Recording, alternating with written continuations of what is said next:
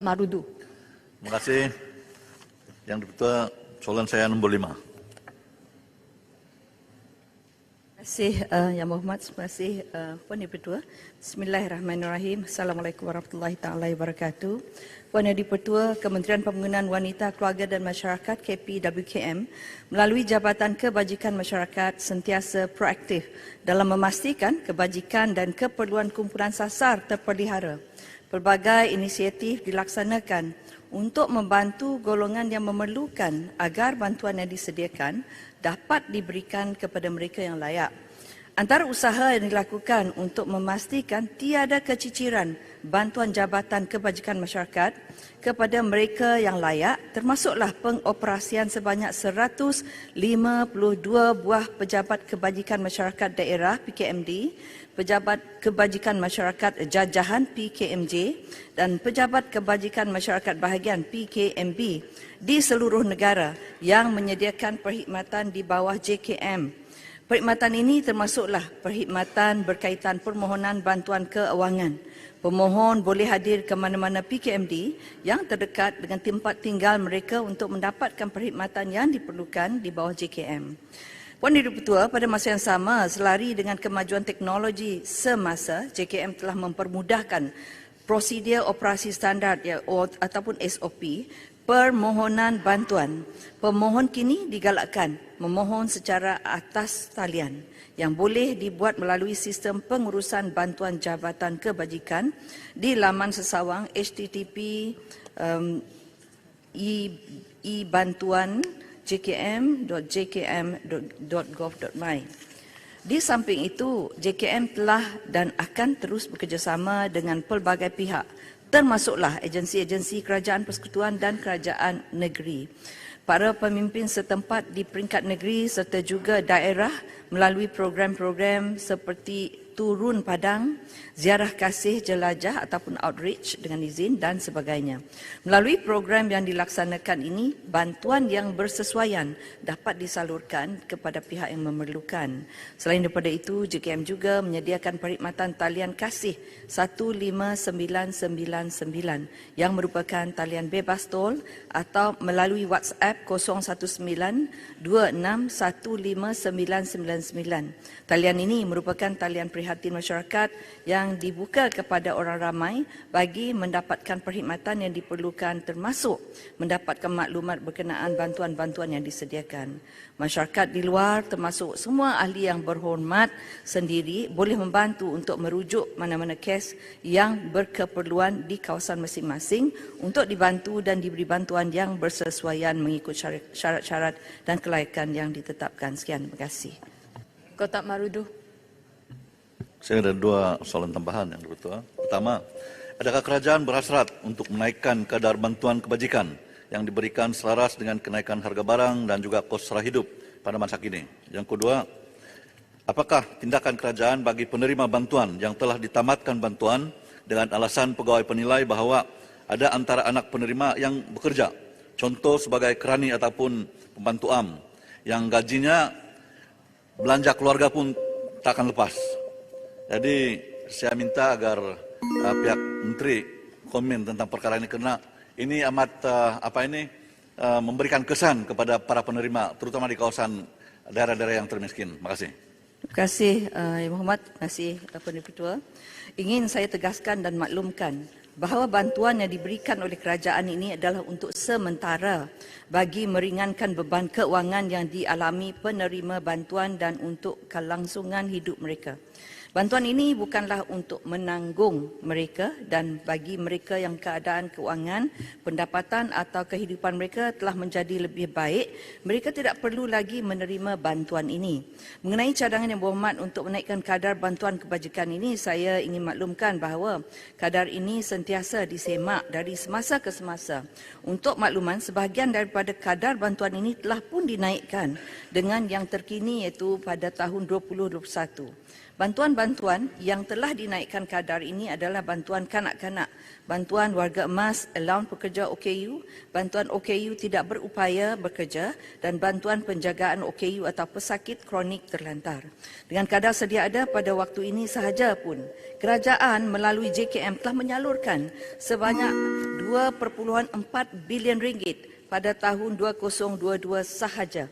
Bantuan-bantuan ini telah diberikan kepada lebih 530,000, to be exact dengan izin 533,167 orang penerima bantuan di seluruh negara.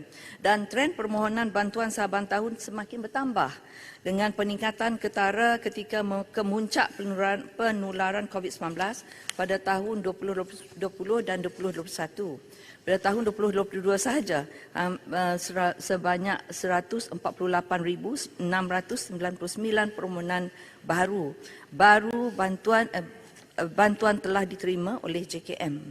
Jika tren ini terus berlanjutan, ini boleh memberi tanggungan dan beban yang tinggi untuk negara di masa hadapan. Justru, kita perlu mencari jalan penyelesaian terbaik dalam memastikan pihak yang memerlukan mendapat bantuan dan terus dibantu, serta pada masa yang sama membantu kemampuan dan tidak menekan implikasi keuangan kepada negara. Bagi soalan yang kedua tadi, kita JKM akan review dengan izin melihat kepada suasana. Kalau anak dia dapat bekerja boleh mampu menangani atau membantu orang tuanya, maka mereka akan ditamatkanlah. Tapi itu bergantung kepada keadaan keluarga itu. Jadi tidak semestinya terus ditamatkan. Ya, terima kasih. Yang Berhormat Maran. Terima kasih Yang Ketua. Terima kasih Menteri. Yang Berhormat Perdana Menteri telah menegaskan bahawa beliau akan menutahkan miskin tegar melalui bajet 2023. Hakikatnya hari ini permohonan untuk mendapatkan bantuan kebajikan ini semakin bertambah dan saya kira akan terus bertambah. Jadi apakah langkah kerajaan atau kementerian bagi memastikan supaya isu ini dapat diselesaikan dan tidak ada kesudahannya, mungkin melalui kolaborasi dengan kementerian ataupun pihak-pihak yang lain. Terima kasih. Terima kasih Yang Berhormat Maran. Terima kasih Puan Dipertua. Puan Dipertua, kita memang sedia maklum pihak yang memohon bantuan ini adalah pihak yang memerlukan. Oleh sebab itu kita berikan bantuan. Namun ada sebilangan daripada penerima bantuan ini bukanlah memerlukan bantuan ini untuk selamanya. Ini terbukti apabila pada tahun 2022 sahaja, alhamdulillah seramai 4,921 orang penerima bantuan telah mampu berdikari untuk tidak lagi memerlukan bantuan kebajikan daripada kerajaan. Manakala pada tahun sebelumnya hampir 3,000 daripada penerima telah tidak perlu lagi menerima bantuan. Sebab itulah seperti yang saya nyatakan sebentar tadi, bantuan yang diberikan ini diniatkan untuk bersifat sementara. Saya secara peribadi pada masa ini mempunyai hasrat dan visi untuk membantu penerima bantuan sedia ada untuk memenuhi potensi mereka, untuk mereka dapat meningkatkan pendapatan mereka dan seterusnya tidak memerlukan lagi bantuan kebajikan untuk kelangsungan hidup. Saya tidak bercakap tentang penerima bantuan yang sangat sukar seperti penerima bantuan penjagaan pesakit kronik atau OKU terlantar, tetapi saya berbicara mengenai apa yang kita panggil penerima bantuan yang produktif. Mereka ini mempunyai potensi berupaya untuk bekerja tetapi mungkin memerlukan bantuan kerana keadaan-keadaan yang mendesak pada sesuatu jangka waktu sahaja. Mereka ini adalah yang kita ingin sasarkan untuk bantu dan penuhi potensi mereka. Puan Dipertua, sedikit lagi. Sejak 2016, JKM telah melaksanakan program yang bernama 2 Years Exit Program ataupun 2YEP dengan izin, iaitu pendekatan bagi membantu penerima bantuan kebajikan ke arah hidup berdikari dan survival dengan izin dengan memperkasakan melalui pembangunan klien produktif dalam tempoh 2 tahun. Sebab itu dipanggil 2YEP. Hasratnya adalah untuk meningkatkan jumlah klien yang berjaya ditamatkan bantuan kerana telah mampu berdikari dan keluar dari kepompong kemiskinan. Setakat ini seramai lebih 6,500 orang penerima bantuan telah menyertai program ini dengan lebih kurang 1,500 peserta telah berjaya keluar daripada memerlukan bantuan kebajikan. Bilangan ini dijangka bertambah kerana peserta yang menyertai program ini pada hari ini bermula pada tahun 2021 masih lagi dalam kitaran masa program. Akhir sekali pada masa ini kita sedang menambah baik program 2YEP ini dengan meneroka kerjasama dengan pelbagai pihak, terutama sekali dengan GLC untuk memadankan pekerjaan ataupun job matching yang boleh menjana pendapatan yang lebih tinggi. Kita telah pun memulakan inisiatif rintis ini di Lembah Kelang dengan Rapid KL yang akan turut membabitkan kerjasama dengan pemimpin-pemimpin masyarakat tempatan dalam mengenal pasti calon di kalangan penerima bantuan untuk sertai program ini. InsyaAllah kita harapkan usaha kita ini akan dapat membuahkan hasil seperti yang kita harapkan. Terima kasih Puan Ketua. It was a very important information, jadi saya perlu menyatakan. Terima kasih banyak-banyak. Saya jemput Tuan Muhammad Syahir Binche Sulaiman Pacok.